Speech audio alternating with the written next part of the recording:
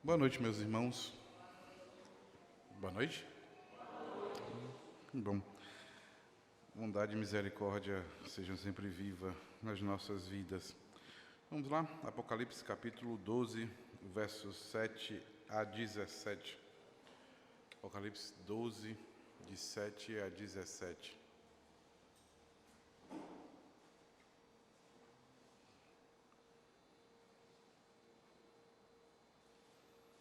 Apocalipse capítulo 12, versos de 7 a 17.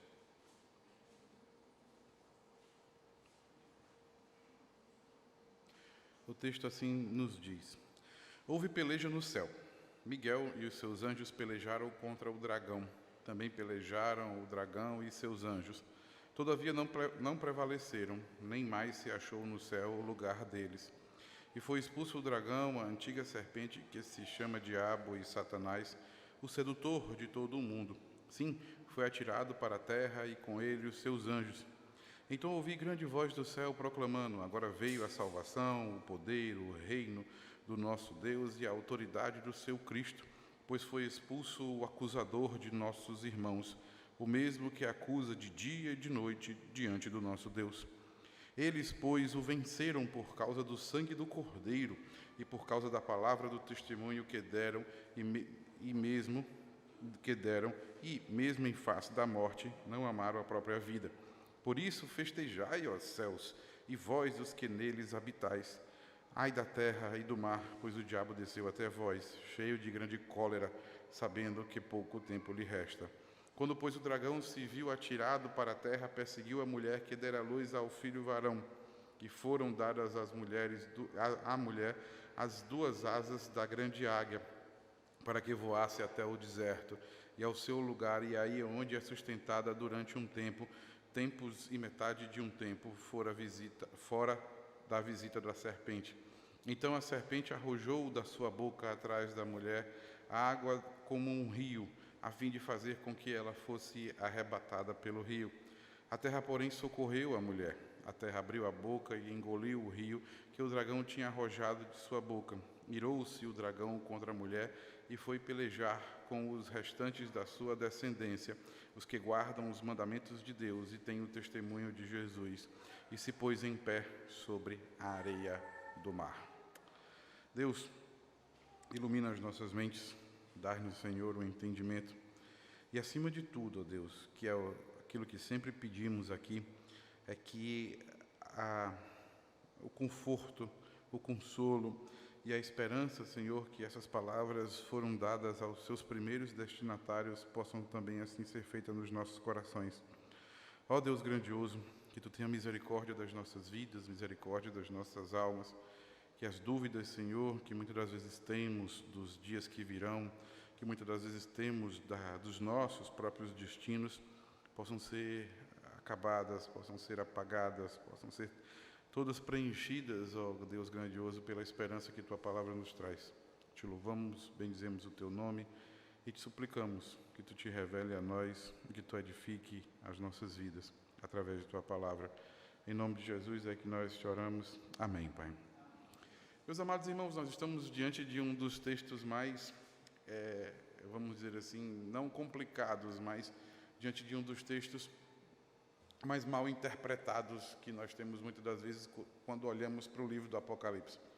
Geralmente, quando passeamos por aqui, por esse capítulo 12, nós temos a grande dificuldade de saber se esse texto é algo que já aconteceu ou se esse texto se refere a algo que vai acontecer ainda. Muitas das vezes, quando caminhamos pelo capítulo 12, aquilo que vem geralmente na nossa ideia, na nossa memória, é acreditar que essa peleja que há no céu, a qual o apóstolo João se refere, ela se referia especificamente à briga de Satanás antes da própria criação. De que, na verdade, essa expulsão de Satanás no meio do céu, dele e dos seus anjos, e de que essa briga do arcanjo Miguel contra o arcanjo Lúcifer, e de que eles dois haviam literalmente pelejados uns contra o outro, traz a conotação de que isso se refere àquele 1/3, aquela parte de 1/3 que havia sido expulsa do céu. Mas quando a gente olha para o contexto, não é bem isso que o texto se refere para nós. Não é bem isso. E quando nós caminhamos e passeamos pelo livro do Apocalipse, nós percebemos muito claramente de que esse texto não fala de coisas que já aconteceram no passado, muito no passado, principalmente no início da criação, mas de que, na verdade, ele fala de coisas do presente e também do futuro, já que vimos, e o divisor de águas é justamente o capítulo 11 e o capítulo 12, que fala das coisas que acontecerão como sinais, as primeiras trombetas, as 7 trombetas, depois os sete primeiros selos, depois as 7 trombetas, que eram justamente sinais para anunciar aquilo que haveria de acontecer, de que Jesus haveria de voltar. Mas quando nós entramos no capítulo 12, literalmente nós estamos chegando perto do dia do juízo. Quando olhamos e partimos no capítulo 12, nós estamos olhando para o dia em que as coisas vão acabar. E isso fica muito claro para nós quando você olha para o final do verso 12. Quer ver? Olha aí para a sua Bíblia, vê se você consegue enxergar isso, que você vai ver que a própria serpente, o próprio dragão, o próprio enganador, o próprio Satanás, o próprio diabo, isso são todos nomes que João dá para ele, adjetivos que João dá para ele. Ele sabe que pouco tempo lhe resta, o que mostra para nós muito claramente de que isso não se refere à expulsão de Lúcifer e do texto dos seus anjos, como vimos domingo passado, como se refere o texto anterior. Mas, então, de que se refere isso? O que é que mostra? O que ele está tentando dizer para nós? Eu queria trazer à memória para vocês um dos textos da Bíblia mais falado, um dos textos da Bíblia mais, principalmente do Antigo Testamento, mais lembrado muitas das vezes por nós, mas não pela figura do enganador, mas pela figura do seu herói, que é Jó. Se você voltar um pouco aí na sua mente, ou então na sua Bíblia, e você olhar os 2 primeiros capítulos de Jó, você vai ver que antes de entrar a história de Jó, de entrar a saga de Jó, você vai perceber que Deus tem um diálogo com Lúcifer, Deus tem um diálogo com Satanás. E talvez uma das grandes questões, uma das grandes perguntas que pouco se consegue resolver, mas João consegue resolver isso para nós, é de que o que Lúcifer faz quando o Senhor resolve passar à vista da guarda os seus anjos? O que ele faz lá no meio? O que ele faz ali? O que ele faz naquele lugar?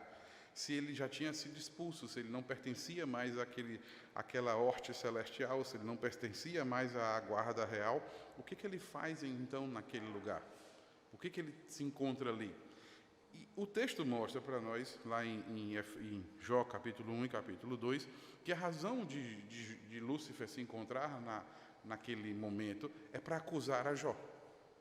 A razão de Lúcifer aparecer diante de Deus, a razão dele de se encontrar diante de Deus não é para questionar a respeito da salvação dos homens, não é para questionar a respeito de por que ele foi expulso ou por que ele não foi expulso, não é para questionar a respeito nem da autoridade nem da santidade de Deus. Mas Lúcifer, especificamente, ele aplica toda a sua sagacidade, toda a sua sedução e toda a sua mentira, especificamente no servo de Deus, naquele do qual o próprio Senhor Deus olha para Satanás e disse: contemplaste, olhaste, viste o meu servo Jó, servo bom, fiel, que se desvia do mal. E aí Satanás, o diabo, a serpente, o enganador, o sedutor, ele olha para Deus e passa a literalmente ludibriar as virtudes de Jó diante de Deus, dizendo que todas aquelas coisas que Jó tinha e toda essa fidelidade, toda essa retidão, todo esse desviar do mal, simplesmente era especificamente porque Deus havia abençoado a Jó. E o texto mostra muito claramente para nós de que Deus então acaba lá já no capítulo 40, depois de toda a história de Jó, Deus acaba com aquilo e Deus restitui 2 vezes tudo aquilo que havia sido tirado para mostrar muito claramente. Jó é uma poesia, lembre-se muito bem disso, Jó é uma poesia, para demonstrar de que as virtudes do povo de Deus não se encontram nas bênçãos que o Senhor dá, mas se encontram especificamente porque são povo de Deus. E mesmo que o diabo venha a acusar, o diabo venha a ludibriar, a seduzir e a enganar, a tentar fazer essas coisas, as dádivas do povo de Deus não se dá nas bênçãos que o Senhor concede, mas sim na aliança que Ele faz com o seu povo. E, meus amados, ao olhar para textos como esse, e não só olhar para textos como o de Jó, mas também para textos como o de Zacarias, capítulo 3, versos 1 e 2, quando também, novamente, Satanás aparece a Deus, não agora mais para Jó, mas para um sacerdote chamado Josué, e ele passa a acusar, passa a mentir, passa a ludibriar e dizer que o sacerdote de Deus não era um homem santo, um homem de Deus, e justamente dizer que a razão pela qual ele era uma boa pessoa era porque Deus o abençoava e não na sua própria natureza, mostra muito claramente para nós que uma das razões de Satanás existir, uma das razões do diabo existir, é justamente para acusar o povo de Deus. Não é outra a razão pela qual o próprio apóstolo Pedro e também o apóstolo Paulo vai chamar este ser, este anjo de luz caído, de o inimigo das nossas almas, o inimigo das nossas vidas. A razão pela qual João mostra que Satanás existe, que o diabo existe, é nada mais, nada menos do que para nos acusar, não a nós próprios, mas nos acusar diante de Deus, de que a salvação em Cristo Jesus que nos foi dada, nós não só não merecíamos, como mesmo Cristo morrendo na cruz do Calvário, nós não somos dignos de ter a salvação em Cristo Jesus. Quer ver? Veja se você enxerga isso. Preste bem atenção. Olhe para o verso 11. Veja se você enxerga aquilo que eu consegui enxergar. Veja se faz sentido para você. Qual é a razão pela qual a festa no céu, depois que esse diabo é expulso com ele e toda a sua trupe, e todo o seu staff e sua gangue, eles são expulsos, qual é a razão pela qual a mulher, a igreja, o povo de Deus sai vencedor? Ele diz muito claramente de que nós vencemos, oxalá queira Deus, todos nós estamos inclusos dentro dessas pessoas, de que nós vencemos por causa de quê? Olhe para o verso número 11, olhe para a sua Bíblia, não olhe para mim não, olhe para ela. Eles venceram por causa do sangue do Cordeiro. Basta nós lembrarmos de que, ao olhar para os 144 mil, aqueles de todos os povos, tribos, línguas e nações do capítulo 7, eles estão lá por quê? Porque foram alvejados pelo sangue do Cordeiro. Quando, no capítulo 11, novamente, depois das sete trombetas, quando ele vai medir o tabernáculo do Senhor, quando ele vai medir a Nova Jerusalém, ele olha para eles e vai dizer: estes são os que venceram pelo seu testemunho, mas também foram lavados pelo sangue do Cordeiro. Fica muito claro, muito nítido para nós, de que a razão pela qual Satanás vai ao céu antes do julgamento, vai ao céu antes da volta de Cristo, do dia em que Cristo há de voltar, nada mais é do que simplesmente nos acusar de dizer que o dia do julgamento que há de chegar, o dia do julgamento chegou, é de que todos nós, toda a criação, todos aqueles, não só os anjos, que foram caídos e que haverão de ser julgados também, não só aqueles que morreram em Cristo Jesus, mas também aqueles que foram lavados, alvejados pelo sangue do Cordeiro e por causa da palavra dos seus testemunhos foram mortos por conta disso, e não amaram a própria vida, mas amaram a Cristo mais do que a própria vida, esses também devem ser condenados à perdição eterna. A razão pela qual Satanás vai até o céu, assim como ele vai até Jó, e assim como ele também aparece no texto de Zacarias, nada mais é do que simplesmente para convencer a Deus de que nós não somos dignos da salvação. E de que, mesmo Cristo tendo morrido na cruz do Calvário, a sua igreja, a sua noiva, aquela que foi adornada, salva, limpa purificada pelo sangue do Cordeiro, essa também deve ser morta. É isso que acontece aqui. Um dos comentaristas, meus amados, diz que isso aqui é um verdadeiro tribunal. Se nós olharmos e percebermos, isso seria uma espécie de um tribunal antes do tribunal do juízo final. Aquele tribunal divino que muitas das vezes nossas avós nos alertavam de que, menino, abre o olho, que todo mundo vai comparecer diante do tribunal divino. Antes desse tribunal, há a portas fechadas no céu, um tribunal em que você tem um acusador, você tem um advogado de defesa, e você tem aquele que há de condenar. E simplesmente o texto mostra para nós de que essa peleja não é uma briga física, não é uma guerra de poderes, uma guerra como se fosse a batalha final, o ultimato dos Vingadores. Não é esse tipo de guerra. Mas a peleja aqui nada mais é do que sendo a última cartada de Satanás, do diabo, do sedutor, da antiga serpente, do grande dragão, do sedutor de todo o mundo. É a última cartada dele para simplesmente acabar com as bodas do Cordeiro, acabar com a Nova Jerusalém, acabar com a reconstrução do mundo como Deus o havia criado. E aí ele vai até os céus para dizer que na iminência da vinda do Messias, ele deveria julgar todas as pessoas, deveria condenar todas as pessoas, e que não deveria ter o casamento, não deveria ter as bodas, e que não deveria ter absolutamente nada disso, e de que todos nós deveríamos ter sido mortos. E, meus amados, o que o texto traz para nós é algo esperançoso demais. É algo que deveria alegrar nossos corações. E você percebe, olha como João descreve a expulsão, ou seja, o não acatamento de Satanás e de seus anjos neste pré-tribunal, vamos dizer assim, nesse tribunal inicial, antes do tribunal divino. Olha como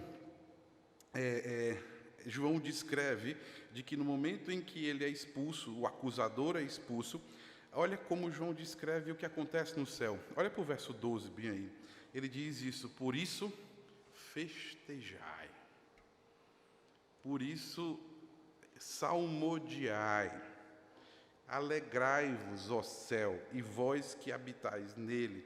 Por que ele está dizendo isso? É de que o último condenador, o último acusador, o último que, vamos dizer assim, poderia não fazer acontecer os planos de Jesus Cristo, o último que poderia não deixar concretizar a salvação em Cristo Jesus, a glória eterna, acabou. Ele foi expulso. Nessa tentativa de apelação que o dragão faz contra a noiva de Cristo, ele simplesmente é deixado de lado. E o que acontece? O que acontece? Por que ele é deixado de lado? Porque o juiz supremo, aquele que vai vir julgar os vivos e os mortos,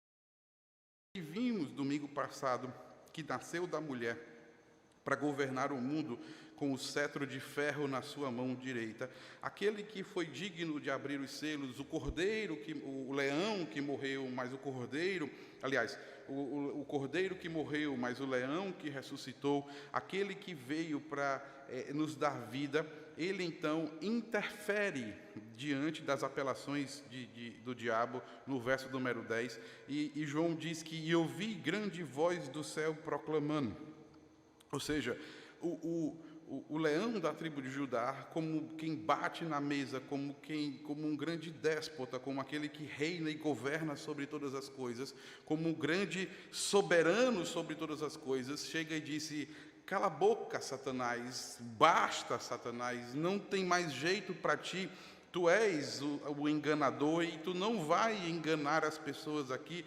Por quê? Porque veio a salvação, veio o poder, veio o reino do nosso Deus, a autoridade de seu Cristo, e então ele diz que o acusador foi expulso do meio de nossos irmãos, do meio de todos aqueles que já se encontram lá, e ele então, esse acusador é aquele que nos acusa de dia e de noite diante do nosso Deus, e ele é expulso, e ele é jogado para a terra. Por que ele precisa ser jogado para a terra? Porque ele há de ser julgado com todos aqui na terra, há de ser condenado com todos aqui na terra, e quando ele é jogado na terra e ele vê todos os seus planos, o último dos seus planos sendo frustrados, o texto termina dizendo para nós que ele se enche de cólera, porque sabe que o dia do juízo chegou.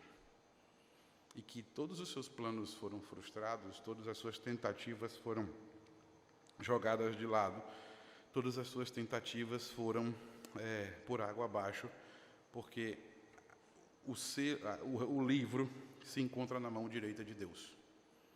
Não é Satanás quem governa o mundo, não é Satanás quem dita as ordens do mundo, por mais que a gente vá ver que ele governe muitas pessoas, mas não é ele quem dita o mundo, mas é Deus. A nossa história se encontra nas mãos de Deus. A nossa história, o rolo que vai sendo aberto dias após dias, aquele selo após selo, trombeta após trombeta, depois flagelo após flagelo, é este livro que conta os nossos dias e que diz que os nossos dias estão contados nesse livro, já está escrito. E por mais poderoso que Lúcifer possa ser, por mais grande que o dragão possa ser, por mais serpentioso me perdoe a redundância, que a serpente possa ser, e por mais sedutor e acusador que ele possa ser, ele não ludibria o nosso Deus. O sangue de Cristo que foi derramado na cruz e que nos alvejou, nos lavou, não há de ser melado, não há de ser sujo as nossas vestes por conta das mentiras e das intempéries de Satanás. Mas, meus amados irmãos, o texto diz que Satanás, no verso de número 13, o texto diz que Satanás foi jogado para a terra. E o que isso tem a ver? O que isso mostra para nós? A ideia que surge, e aí para a gente pensar o que é essa palavra terra significa, o que ela traz para nós, basta nós lembrarmos quando João vai medir o tabernáculo, e ele diz que existem parte das pessoas que não se encontram no tabernáculo, mas que se encontram no átrio, e de que essas pessoas ainda se encontram na terra, é de que Satanás, ao ser jogado na terra, nessa iminência antes da volta de Cristo, ele simplesmente passa a perseguir a igreja, ou, no caso, a própria mulher que a gente viu domingo passado, que é a igreja, a mulher que dera luz ao filho varão, que com o cetro de ferro há de julgar o mundo, de governar o mundo, ele passa, na iminência da volta de Cristo, a perseguir a igreja de tal forma. Algumas pessoas aqui passam a entender de que esse período é aquele período que se chama de grande tribulação. De que esse período entre o período, entre aspas, em que Satanás passa a ser solto, é que passa a ser chamado de grande tribulação. Só que, na verdade, meus amados, a gente já vem vendo por 12 capítulos de que essa tribulação já existe desde o dia em que Jesus subiu aos céus. De que a igreja é perseguida, de que, como vocês podem ver, aqueles que venceram, eles venceram por causa do sangue de Cristo, mas também venceram por causa da palavra do testemunho, mesmo em face da morte, e não amaram a vida, não amaram a própria vida, mas amaram mais a Deus do que a própria vida. Nós vimos muito claramente de que o altar do Senhor, ele é regado por incensos, do testemunho daqueles que foram mortos por conta da palavra de Deus. Nós percebemos muito claramente, quando olhamos para as 7 igrejas, de que em vários lugares a razão da palavra ir para lá era por causa da perseguição, ao ponto de em uma das cidades serem chamadas de sinagogas de Satanás, do lugar onde tinha a sinagoga de Satanás por conta da perseguição. Vimos testemunho de Policarpo na cidade de Pérgamo, mostra muito claramente para todos nós de que este período não se refere àquilo que se chama de grande tribulação, porque a grande tribulação já existe desde o dia de que todas as pessoas confessam Jesus Cristo como seu único e suficiente Salvador.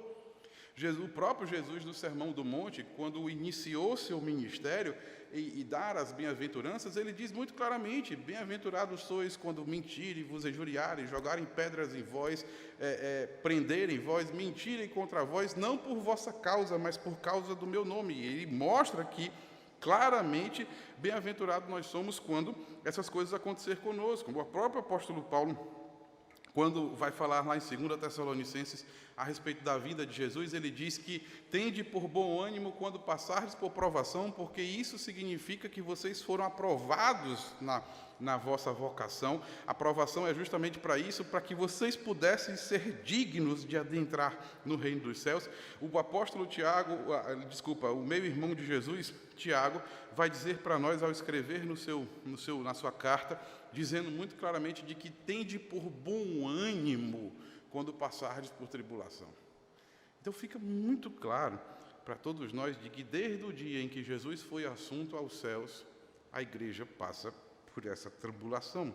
Não é especificamente esse período que ele se revela, que ele se mostra aqui, que ele coloca aqui para nós. Mas o que é esse período que ele está tentando dizer? Na verdade, meus amados irmãos, o que o verso 13 até o verso 17 mostra para nós é como Satanás persegue a igreja. Não especificamente um período, mas como ele persegue a igreja e como ele vai se revelar e vai ser mostrado como ele persegue a igreja. E ele é um texto que vai introduzir as duas bestas, a que emerge do mar e a que emerge da terra, que nós veremos com mais calma no domingo que vem. Só que ele começa a dizer que a razão pela qual Satanás, então, vendo que os últimos dias chegaram, vendo que a iminência do julgamento, vendo que todas essas coisas vão de acontecer e de que ele há de julgar, ele passa a perseguir a igreja, aquela que ainda não foi morta, aquela que ainda está viva.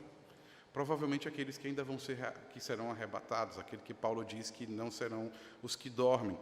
E mostra muito claramente de que Satanás é furioso, porque ele percebeu, ele viu que não tinha condição alguma de mudar o curso da história, ele viu que não tinha condição alguma de convencer a Deus de que todos deveriam ser condenados, ele viu que não conseguia ludibriar a Deus, e então ele passa a perseguir a igreja. E qual é a razão pela qual ele persegue a igreja? Nada mais é do que impedir as bodas do Cordeiro. Como quem dissesse assim, como quem perseguiu a Jó, quando Deus deu autorização a ele de tirar tudo de Jó, menos de lhe tocar a vida, a mesma coisa Satanás vai fazer aqui. E mais uma vez, dando algumas prévias, alguns spoilers, mais uma vez Satanás vai ter o seu tiro pela culatra, porque o povo de Deus não vai arredar o pé, porque a nossa fé não se dá naquilo que Deus nos proporciona. A nossa fé se dá naquilo que Deus faz quando o sangue do Cordeiro lava as nossas vidas. E o texto diz isso para nós de uma forma muito simples, de que no verso 13 o dragão passa a perseguir a mulher, o dragão passa a perseguir a igreja. Só que quando você olha do verso 14 até o verso de número 16, você vai perceber muito claramente de que Deus cuida da sua igreja. De que mesmo por conta da perseguição de Satanás, mesmo por conta da iminência de tentar provar para todas as instâncias de que a igreja não é a sua noiva, e ele passa a perseguir ela com mãos de ferro, com unhas e dentes, mas o texto diz claramente de que o Senhor guarda a sua esposa, a sua noiva, leva ela para o deserto em metade de tempo durante um tempo, tempos e metade de tempo. Ou seja, o Senhor protege ela da vista do dragão, mesmo que o dragão profira, e aí a gente vai voltar sobre essa questão do rio que sai da boca do dragão um pouco mais lá na frente, mas mesmo que ele profira palavras para ludibriar a igreja, para seduzir a igreja, para que a igreja possa cair, vamos dizer assim, no meio daquilo que Satanás tenta dizer. Mesmo que ele faça isso, o Senhor a protege. Ele diz que a terra socorre a mulher, a terra protege da boca do dragão, a terra faz tudo, ou seja, Deus, na sua divina providência, não permite que Satanás, como é que eu posso dizer, que Satanás ataque a igreja com a sua fúria e com o seu poder. Meus amados, é mais ou menos aquilo que o próprio apóstolo Pedro vai dizer para nós, de que o Senhor nosso Deus nos protege, e ele chega até a dizer que, se necessário, abreviaria até os dias para que os eleitos se necessário fosse, os eleitos não se perdessem. Então, por mais que Satanás tentasse diante dos céus nos acusar, nos aniquilar, ele não consegue. Por mais que Satanás venha até a terra para levantar pessoas, para nos não só ludibriar, mas para nos matar mesmo, não funciona. E aí o texto mostra para nós no verso 17, de que ele se ira mais e mais, ou seja, esse dragão que no verso 12, ele ficou cheio de grande cólera, e no verso de número 17, ele se ira mais ainda do que da grande cólera. Ele, na verdade, ele não consegue, porque o verso 17 diz muito claramente: irou-se o dragão contra a mulher e foi pelejar contra os restantes da sua descendência. Quem são as descendências? São os que guardam os mandamentos de Deus e têm o testemunho de Jesus. E ele não consegue triscar, nem sequer arranhar. E a raiva dele é essa, porque ele não consegue triscar na igreja do Senhor Jesus Cristo. Ou seja, meus amados irmãos, por mais ataques que Satanás possa fazer contra nós, ele tenta fazer isso nos céus, não consegue, ele desce à terra para levantar as suas hostes contra a igreja do Senhor nosso Deus. Ele não consegue fazer isso. Ele não consegue de forma alguma fazer isso. Mas, meus amados, o que isso tem a ver com a gente hoje, 28 de agosto, domingo, 28 de agosto, o que isso tem a ver conosco? Eu quero parafrasear a primeira lição que eu quero mostrar para vocês, uma paráfrase do que Paulo diz para nós lá em 2 Tessalonicenses capítulo 1. Vamos lá, abra sua Bíblia lá em 2 Tessalonicenses capítulo 1. Eu quero mostrar algo para vocês. 2 Tessalonicenses capítulo 1. Quando ele diz, a partir do verso 3, né? Ele chega: irmãos, cumpre-nos dar sempre graças a Deus no tocante a vós outros, como é justo, pois a vossa fé cresce sobremaneira e o vosso muito amor de uns para com os outros vai aumentando, a tal ponto que nós mesmos, nos gloriando de vós, nas igrejas de Deus, à vista da vossa constância e fé, em todas as vossas perseguições e tribulações que suportais. Aí ele vai explicar o que são essas tribulações e perseguições que a igreja do Senhor suporta. Aí ele vai dizer: são sinais evidentes do reto juízo de Deus, para que sejais considerados dignos do reino de Deus, pelo qual com efeito está sofrendo, se de fato é justo para com Deus, de que ele dê paga a tribulação aos que vos atribulam, e aí vem o juízo final para aniquilar aqueles que perseguem a igreja. Ou seja, meus amados irmãos, o que o texto de Apocalipse mostra para nós é de que quanto mais o diabo se enfurece contra nós, mais dignos do reino dos céus nós somos. Quanto mais a igreja de Deus, e isso não, volto a dizer, só uma questão, não tratem isso individualmente, vocês não são a menina dos olhos de Deus. A menina dos olhos de Deus é a igreja inteira, é o coletivo, não é individual. Quanto mais ele persegue a igreja, quanto mais ele luta contra a igreja, mais a igreja é digna da vocação do reino dos céus. A ideia é de que quanto mais perseguida a igreja é, mais ela é digna da vocação. É como uma massa de pão, é como uma massa de barro, é como uma massa de cimento. Quanto mais se bate, quanto mais apanha, quanto mais se aperta, mais ela é de melhor qualidade. Uma das ilustrações que muito se usa para isso é de onde vem a palavra sincera. A palavra sincera vem do grego, que significa sem cera. Porque quando os vasos eram feitos, quanto mais mal feito o vaso, ele parecia um queijo, era cheio de buraco. E aí você colocava cera para tapar os buracos. Por que existia aquele buraco no jarro? Porque a massa não era pressionada, não era, apanhava.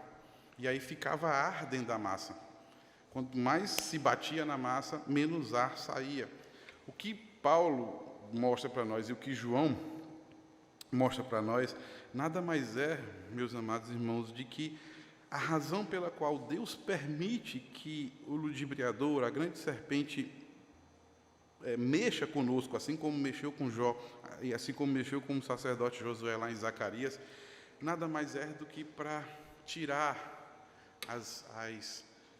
os buracos, tirar o ar, tirar a parte mal feita, para que possamos ser verdadeiros vasos de honra para Deus. Então, a ideia que ele mostra é para dizer para aquelas comunidades pela qual João escreveu e dizer para nós na noite de hoje, é de que quanto mais padecemos pela raiva, pela ira de Satanás, isso significa que mais, literalmente, mais Deus nos ama. A segunda lição que o texto nos ensina é de que nós não devemos ter medo disso. Porque, poxa, pastor, quer dizer que eu tenho que apanhar, ser surrado para que Deus possa demonstrar. Não tem uma outra forma de Deus demonstrar seu amor por mim, não. Na verdade, a ideia é de que Satanás tenta fazer isso conosco, mas ele não consegue fazer isso conosco. Porque o texto mostra de que a providência divina, do verso 14 até o verso 16, é de que ele não vai conseguir. Absolutamente, o Senhor há de dar asas à sua igreja, o Senhor há de sustentar a sua igreja, o Senhor há de livrar a sua igreja, o Senhor há de levantar todo o seu exército para que possa proteger a sua igreja. Ou seja, ele vai tentar, mas ele não consegue triscar um dedo em nós. É por isso que tem festa no céu, é por isso que há regozijos no céu. É de que por mais que o dragão seja grande, por mais que Lúcifer seja Lúcifer, por mais que tenha havido a peleja, por mais irado que esse dragão possa ser e por mais poderoso que ele possa ser, ele não consegue triscar na igreja do Senhor Jesus. E todo aquele que confessa o nome do Senhor Jesus, como diz, todos aqueles que foram salvos pelo sangue do Cordeiro e pela palavra de testemunho que deram, o diabo não consegue triscar em nós. Então, se tentarem nos perseguir, louve a Deus por isso. E quando não conseguirem triscar o dedo em nós, louvem a Deus por isso. E a terceira e última lição, meus amados irmãos, é de que o texto mostra para nós de que as coisas nunca vão melhorar. Nunca vão melhorar. Não se iluda achando que as coisas vão melhorar. Ao contrário, o texto mostra para nós de que quanto mais perto, quanto mais iminente é o dia do juízo, mais ira-se o dragão contra a igreja. Quanto mais perto a volta de Cristo, mais o dragão se ira contra a igreja. E aqui que eu quero fazer um alerta para todos nós. Por mais que e mostrar historicamente de que a sagacidade de Satanás ela é tanta que ele consegue mudar as suas estratégias de tempos em tempos. O que eu quero dizer isso para você? É que, por exemplo, a igreja do Senhor Jesus, nessa época, era perseguida de morte. As pessoas matavam os cristãos. Hoje em dia, principalmente no continente em que vivemos, isso não é mais tão comum. Mas isso não significa que a igreja deixou de ser perseguida. Ao contrário, hoje a perseguição à igreja ela se transformou em algo institucional. A perseguição à igreja se transformou em algo de que a razão pela qual o mundo não evoluiu é por causa da igreja. De que tudo aquilo que se remete a uma ética judaico-cristã é, na verdade, a razão pela qual o mundo não conseguiu evoluir. E de que a evolução do mundo se dá pela depravação da própria sociedade. Por mais que isso não, entre aspas, tire a nossa vida, mas isso é uma perseguição à noiva de Cristo. De que o evangelho que é ensinado, o evangelho que é pregado, o evangelho que é dito, a razão quando mostramos de que homem é homem, mulher é mulher, e que na verdade não é essa a melhor tradução, mas de que macho é macho, e de que fêmea é fêmea, e de que juntos constitui a célula máter de toda e qualquer sociedade criada por Deus, que se chama de família, de que isso é a base para a igreja do Senhor Jesus Cristo, ao ponto de que os nossos filhos são frutos da aliança do Senhor para conosco, ao ponto de que um dos mandatos que nós temos é de ensinar os nossos filhos que não há outro Deus além do nosso Deus, e quando tudo isso passa a ser atacado pelas hortes e pelo exército de Satanás, isso é a perseguição à igreja. E nós muitas das vezes achamos que isso é muito normal, de que isso é muito tranquilo, de que isso faz parte do dia a dia, e não faz. É quando simplesmente Satanás, na sua sagacidade, na sua, não sabedoria, mas na sua sagacidade mesmo, e na sua sedução, ele muda de tempos em tempos, de lugares em lugares, de momentos em momentos, ele usa inúmeras formas de perseguir a igreja. E ao que cabe a nós, meus amados irmãos, é só confiar em Deus. Termino essa nossa caminhada no capítulo 12, trazendo um simples alerta para nós. As lições estão aí, as lições foram dadas, as lições que nos trazem esperança de que quanto mais perseguidos nós somos, prova do amor de Deus e também prova o seu amor impedindo isso para nós, apesar das mudanças de Satanás. Mas qual é a melhor forma, meus amados irmãos, de nos protegermos de tudo isso? Qual é a melhor forma de nos mantermos firmes e inabaláveis no meio de tudo isso? É muito simples. É muito simples. É confessar ao Senhor Jesus de todo o nosso coração, de que Ele é o nosso Deus, de que Ele é o nosso Senhor. E crer, não só que Ele morreu e ressuscitou, mas crer que Ele há de voltar para julgar os vivos e os mortos e tomar a sua igreja e restaurar e glorificar a sua igreja. É isso que precisamos. Aquilo que a maior prova, o maior escudo, a maior garantia de que possamos passar por tudo isso sem ter medo, é confessar Jesus Cristo como nosso único e suficiente Salvador. Não tem outra forma, não tem outro jeito, não tem outra possibilidade. É nada mais, nada menos do que ser lavado pelo sangue do Cordeiro através do testemunho de nossa boca. Que Deus tenha misericórdia de nós e que possamos crer no nome do Senhor Jesus, ao único que é digno de toda honra, glória e louvor. Amém.